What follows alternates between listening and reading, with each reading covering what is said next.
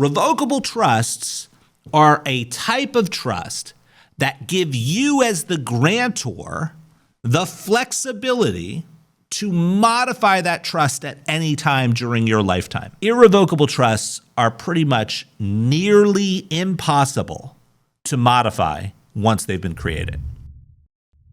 I have a variety of goals when this topic has been presented, because on social media, I see people talking about trusts all the time. Specifically, there's one type of trust that gets bantered around as the panacea of asset protection and tax reduction, and it is sometimes referred to as this non-grantor, irrevocable, discretionary spendthrift trust, right? This ecosystem that is completely ridiculous. So what I want to do is I actually want to address what trusts really are and help you, whether you are a business owner, whether you're a high-income W-2 earner, whether you're a real estate investor. I want to help you understand trusts. I want you to feel confident to be able to know what types of questions to ask of those professionals in your life so that they can actually help direct you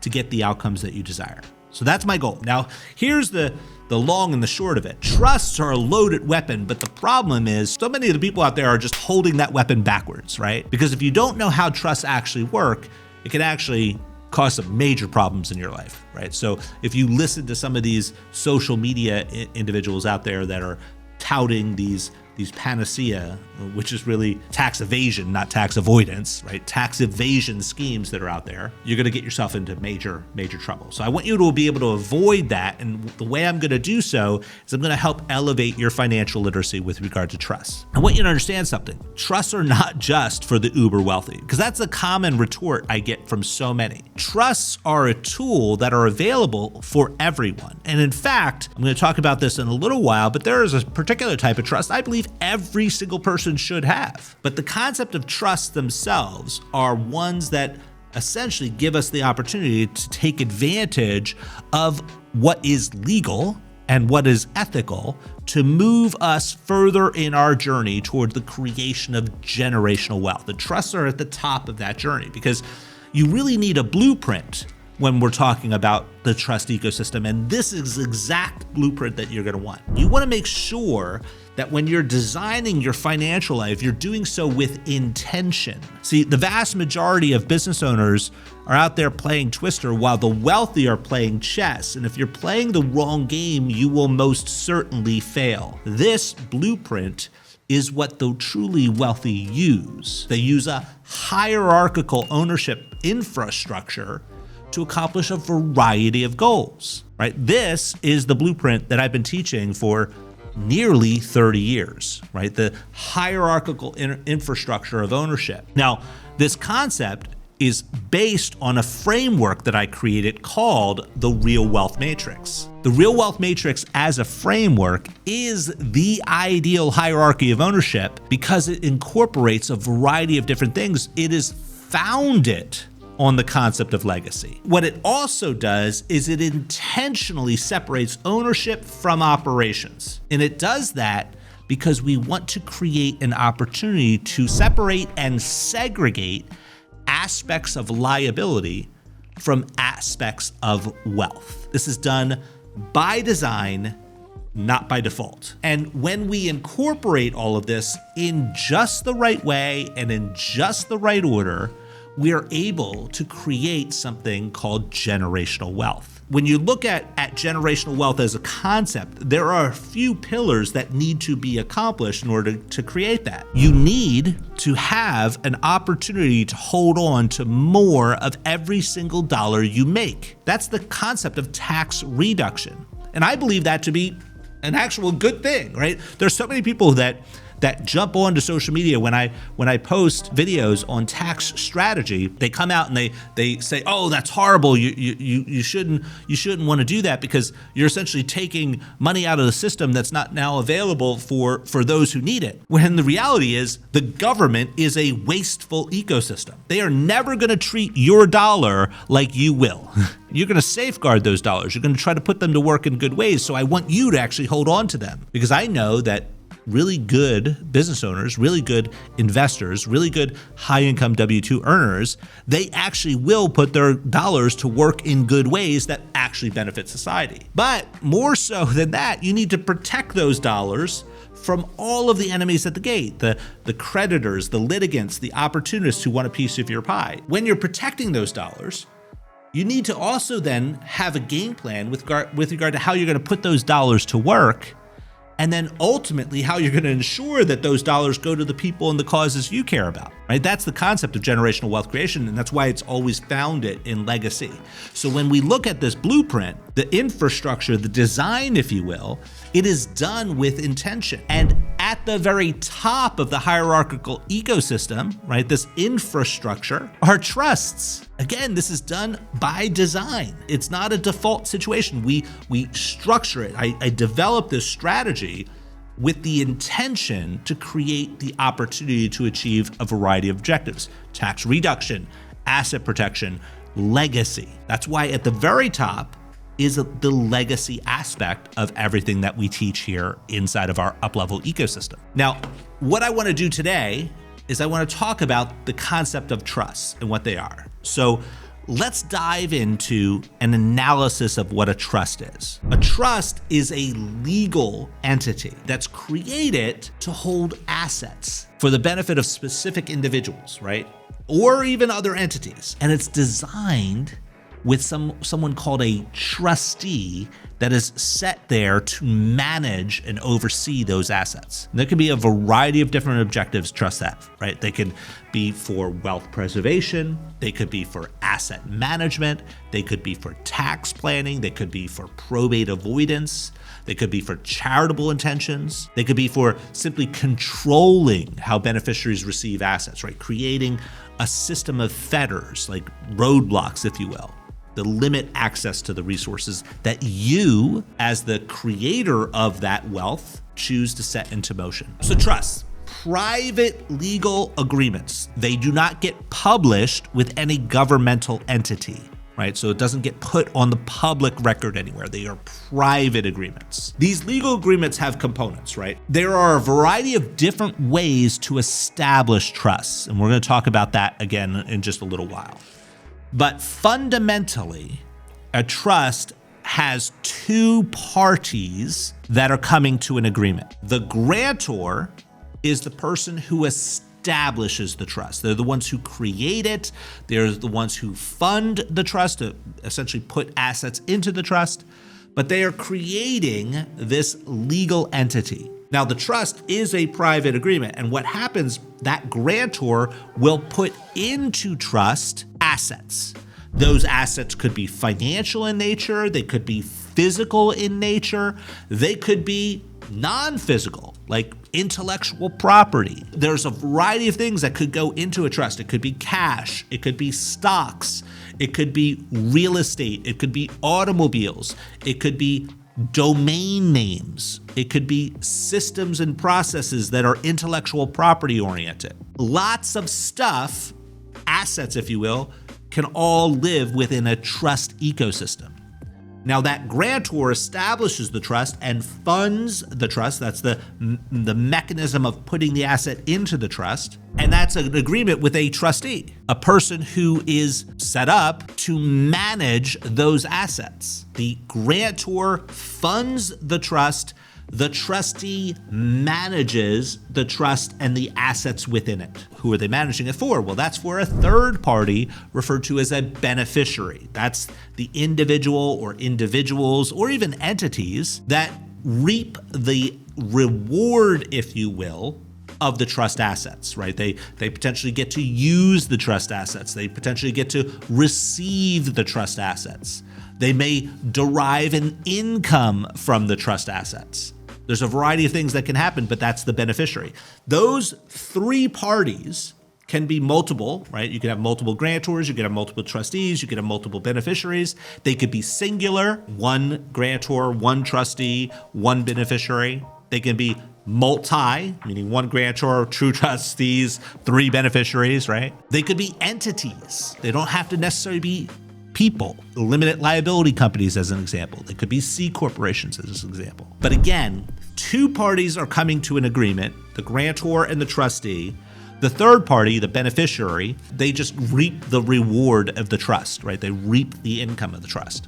And that is the core fundamental concept of a trust, right? That's the ecosystem that trusts operate within. But here's the problem. There are a lot of different types of trusts. You see, in the United States right now, there are about 77 different types of trusts. There are a lot of different types of trusts, and that's why trusts can be so difficult to figure out for so many.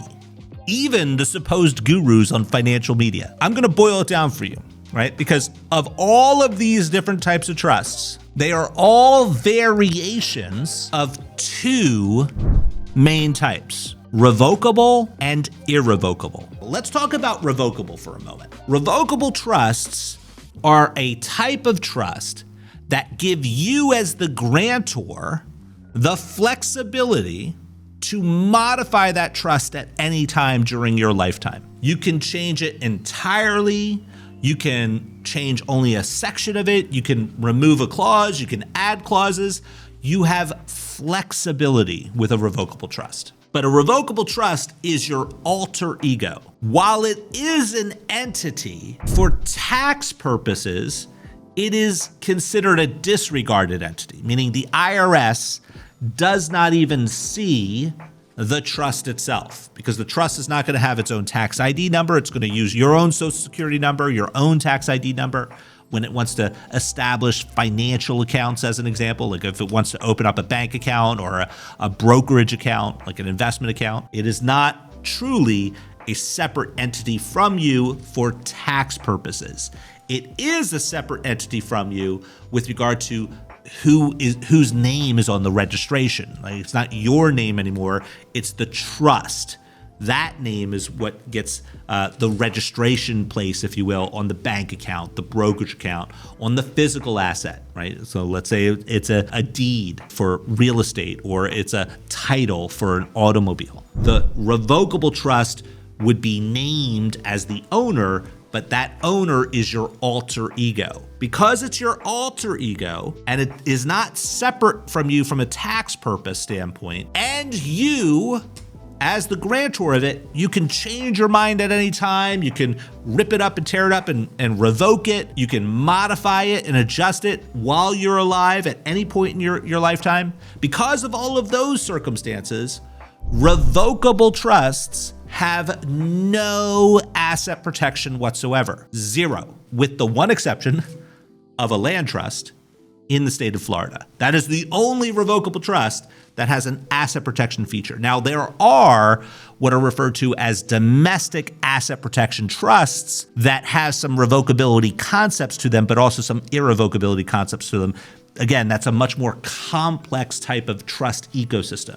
But the concept in general, revocable trusts have no asset protection. They also do nothing for you from an income tax standpoint. All of the income that is associated with a revocable trust simply passes through that trust and gets attributed to you personally. There's no separate tax return that gets filed, et cetera. You personally are the one who's responsible for the income of that respective trust and the tax obligation thereon. Revocable trusts are amazing tools because they give us the ability to avoid something called probate. This is one of the main reasons why I believe every single person should have a revocable trust. Now, in addition to that main reason, there are supplemental reasons. Most specifically, you create a management design for the assets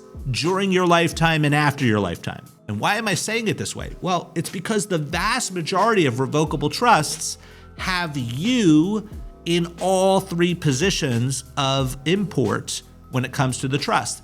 You are the grantor, you are the trustee, and you are the beneficiary. Typically, in the vast majority of revocable trusts, you serve in all three roles, at least initially. But during your lifetime, you have the ability to have successor trustees step in. God forbid if something happens to you. Maybe You have a life event that occurs where you are now no longer capable of managing the affairs of that trust. Maybe you are unconscious.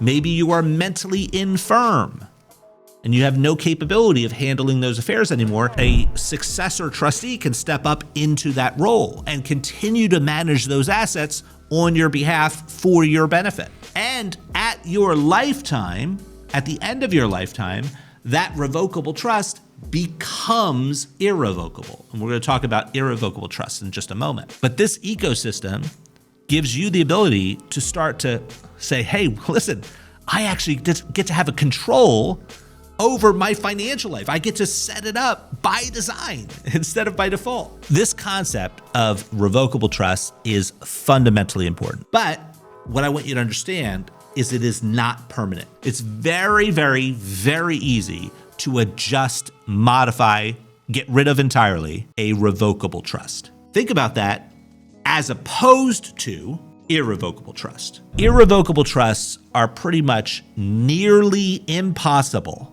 to modify once they've been created. Not necessarily impossible, because never is a really strong word, but it is nearly impossible to change. So an irrevocable trust is a much more permanent type of private agreement where once you set it up, very, very difficult to change. Now, this type of trust is a separate entity from you. It is not your alter ego. It is truly a separate entity. It will have its own tax ID number. And that's gonna come into handy in just a moment when we start talking about tax. But this concept of an irrevocable trust is that it has much more permanence to it, because these trusts are designed to last generations. For the most part, depends on where you draft these, which state they're created in, because there's something referred to as the rule against perpetuities, which prevents trusts from lasting forever, right? So they have to have a stated time frame in which they exist. When it comes to irrevocable trusts, these types of entities, they exist separate from you. You're the one who actually craft all of the components, all of the operational functions, if you will, all of the rules by which they live, but they live separate from you. They are not something that you have a lot of control over once you've created them. It's important to understand these two different types of trusts in the context of those that I serve. Revocable trusts and irrevocable trusts have a place. Revocable trust, flexibility. Revocable trust, probate avoidance. Revocable trust, privacy. While revocable trusts do not have asset protection, they do have the opportunity to stay off the radar, right? You can call the trust microphone in front of face trust, right? You can call it anything you want. It does not get registered with any governmental agency. These documents are private because they are not published to the public record. The only people who know what's written in them is someone who you give the trust to, so that they can read it, right? And if you do not give it to them, they do not know what's in it. Revocable trusts also give you this opportunity for estate management. They give you the opportunity for estate planning. They are the foundation of an estate plan. The right type of trusts help you accomplish the right type of outcomes. Irrevocable trusts are excellent asset protection tools. They are excellent estate tax reduction opportunities and tools. They're good for Medicaid planning. They're great for special needs planning. Right? I was talking with another business owner family, and their daughter is special needs. She is going to be someone who needs help for the rest of her life. So we're able to have special needs trusts that are put in play, fund those with assets that can then be used to support her needs for the rest of her life, even after her parents pass away, right? Special needs trusts are irrevocable in nature, and you could design them in such a way so that they do not create an opportunity for their daughter to lose access to the benefits that she otherwise has the rights to, governmental benefits, that is, right? So special needs trusts can be designed for those types of objectives. Irrevocable trusts are great for charitable planning. They're great for having control and conditions that last beyond your lifetime. They're great for life insurance planning, when you're utilizing life insurance to take advantage of something called the Rockefeller method. If you have not jumped into my social media ecosystem that is on YouTube and watched the full breakdown on the Rockefeller method, like how it really works, Irrevocable trusts create this opportunity for long-term, specific needs to be accomplished. Whereas revocable trusts are near-term, current. They are your alter ego while you're alive, but they do become irrevocable at your passing. So they last beyond you, but once you pass away, they are no longer changeable. They are irrevocable in nature. And when you understand these two things, you can start to say, okay, well, Edward, now that I understand how these two different types of trust ecosystems operate from a foundational concept standpoint, what do? Well, a well-rounded approach likely incorporates both. Now, not everyone starts off that way. In fact, when you jump into our ecosystem and like, for instance, we have a coaching consulting arm of our business where we help business owners build out their infrastructure. We help them design it. I often talk about that in phases. And phase one of the design is what I talk about, the initial wealth creation phase. And in that phase, I'm typically not advancing the concept of irrevocable trusts into that family's lives.